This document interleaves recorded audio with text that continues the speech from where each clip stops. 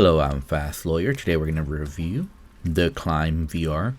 The Climb VR is available both on the Oculus Rift and also the Oculus Quest. Specifically today we're looking at the Oculus Quest version, which I played on the Oculus Quest 2. The Climb was released April 21st, 2016 by developer Crytek on the Crytek engine. It came to the Oculus Quest store sometime later. I actually bought this game back in 2017. I was unable to find out how much I paid for it because I just couldn't find my receipt. But I believe I paid 20 bucks, if I'm not mistaken. It normally retails for $30.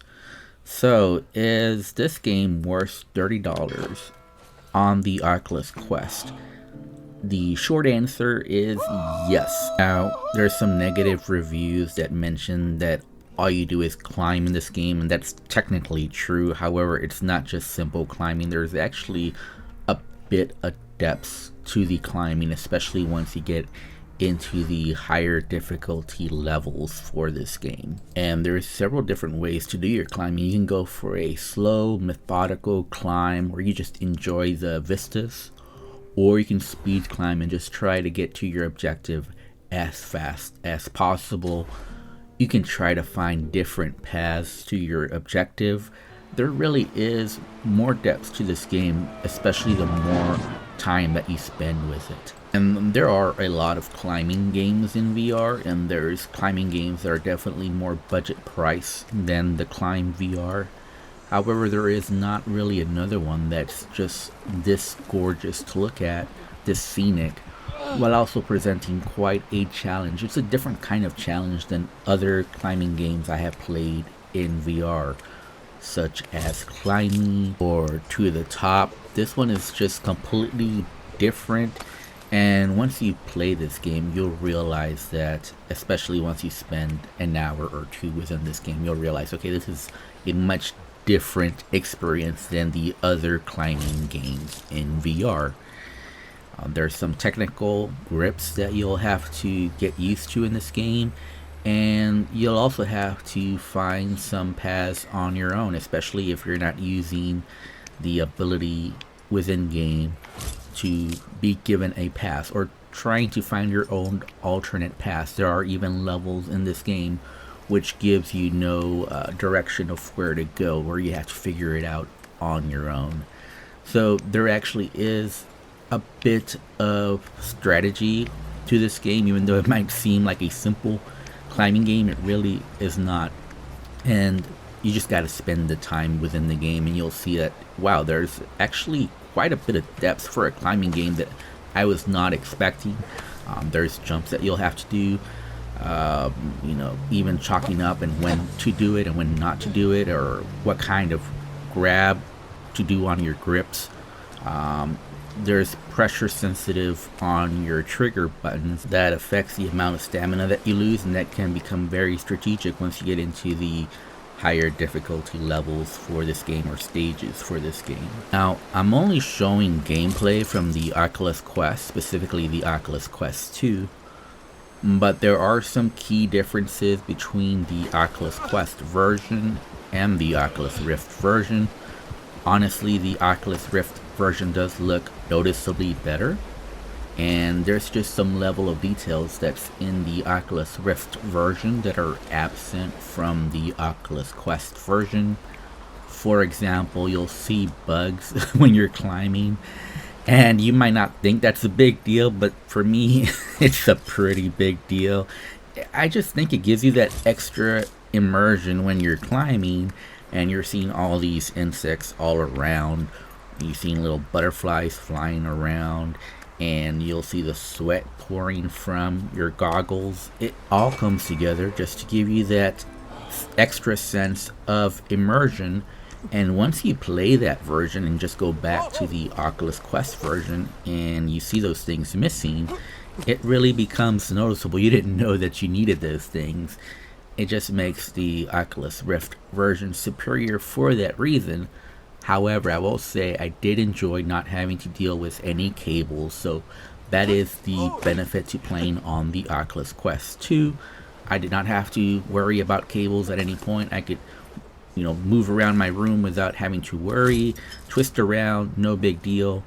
With the Oculus Rift version, at least me personally, I did always have to worry about where the cable was. So that's not good. But otherwise, I would say definitely the Oculus Rift version is clearly superior, just from a visual standpoint, especially on the background. So when you're looking at the Vistas, it just looks that much nicer on the Oculus Rift.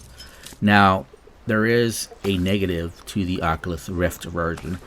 I have an RTX 3080, and I was playing it on the Oculus Quest 2 using the Oculus Link cable.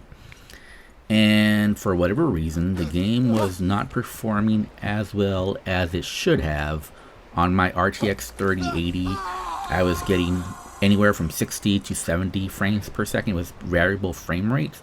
I think it even went down to 50 at some point. And that just should not happen on an RTX 3080, especially since I didn't even have the graphical settings at max or anything. I just had it at default, which is, super sampling 1 and none of the effects on high, just standard default setting for this game. And it was still struggling to keep up. So on the Oculus Quest 2, obviously you won't have to worry about those things. So I mentioned the gameplay and how it has more depths than you'd think for a climbing game, and just some of the beautiful vistas and scenes from this game, even on the Oculus Quest 2 standalone version. About the only real negative I have for this game is the amount of content. Now, for an Oculus Quest title, it actually does have pretty decent amount of content. However, it really should have had maybe a community workshop so that people can make maps on their own. I would have gladly paid for DLC if they included some more of those great Vista scenic scenes for us to climb. But you are really limited here. There's not that many places to explore. However, I will say that the content that is there will keep you entertained for several hours. So it's not that it has so little content. It's just for $30. It could have probably had a bit more content for that price range. But just for an Oculus Quest title, it actually has more content than most VR games. So I'm not going to complain too much about that. I just would have liked to seen a system where they let the community make some maps. I think that would have made this game that much more special, would have given it some long-term shelf life. It really is a missed opportunity. We haven't really seen any new content for this game, not even in DLC form, which is a little sad because this is one of the better titles on the Oculus Quest store. Other than more content, one wish I have for this game is the ability to do co-op. If I could play co-op with my friends in this game, that would be so awesome. This would be a great experience to share with friends, and you could just talk about anything while enjoying the lovely vistas and the climbing. And the cool thing about that is that you could have the person with the most experience lead the expedition and kind of lead the rest of the group so that everyone could finish the climb without any problems. You could basically guide the other members of your party to this summit with just little tips and tricks along the way and showing them the correct path to get up there. So I think that would really bring this game over the top if it had multiplayer co-op. Now you do need at least standing room for this game. Obviously it helps if you have at least a little bit of a room scale setup so you can move around. Just makes the climbing that much easier.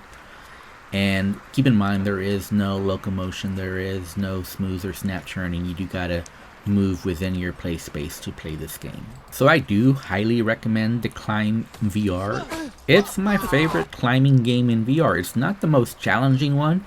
If you're looking for a more fast-paced or challenging climbing game, there's others in VR which you could choose. However, for me, the Climb VR is just the total package. It's got beautiful sights, it's got a challenging climbing mechanic, and it's just peaceful yet challenging and has so many different ways to summit the mountain. And you also get a nice little workout. My arms were definitely feeling it after playing this game. It's hard to believe, but your arms actually do get tired just from climbing air. I don't know how that works, but it happens. Anyways, I'm Fast Lawyer. I highly recommend the Climb VR. If I have to rate it, I would give it an 8 out of 10. It is excellent. An 8 is a very high score from me. Anyways, if you liked my video, don't forget to like, comment, and subscribe. And as always, please have a wonderful day. Goodbye.